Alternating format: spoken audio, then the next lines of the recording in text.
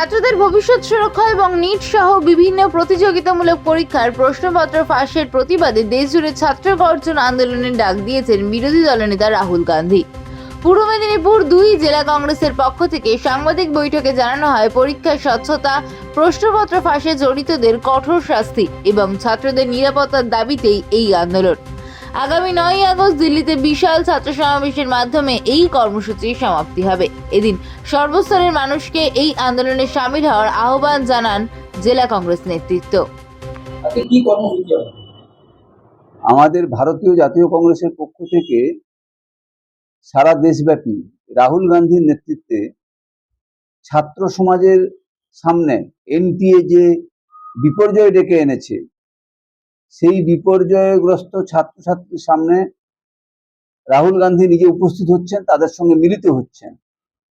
যে সকল ছাত্রছাত্রী লক্ষ লক্ষ টাকা ব্যয় করে তার অভিভাবক অভিভাবিকা কেউ দেনা করছেন, কেউ জায়গা জমি সোনা ইত্যাদি বন্ধক রেখে ঋণ নিয়ে তাদের ছেলে মেয়েদেরকে লেখাপড়া করাচ্ছেন, সেই নিট মেডিকেল পরীক্ষা যারা আমাদের ভারতবাসীর জীবন রক্ষা করবেন, এই ধরনের একটি স্পর্শকাতর বিষয় নিয়ে যে পরীক্ষা, সেই পরীক্ষার প্রশ্নপত্র ফাঁস হচ্ছে, লিক হচ্ছে। এই লিক দীর্ঘ কয়েক বছর ধরে চলছে। 42 বার প্রশ্ন লিক হয়েছে নিট সহ অন্যান্য পরীক্ষাতে।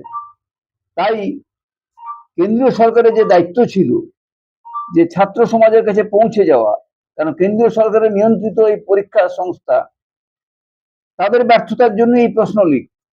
নিশ্চয়ই নিটের মধ্যে কর্মরত কোনো আধিকারিক কর্মচারী তারা না যুক্ত থাকলে এই দুর্নীতির সাথে বারে বারে এই দুর্নীতি হতে পারে না, এবং কেন্দ্র সরকার তার নিয়ন্ত্রণ করতে ব্যর্থ।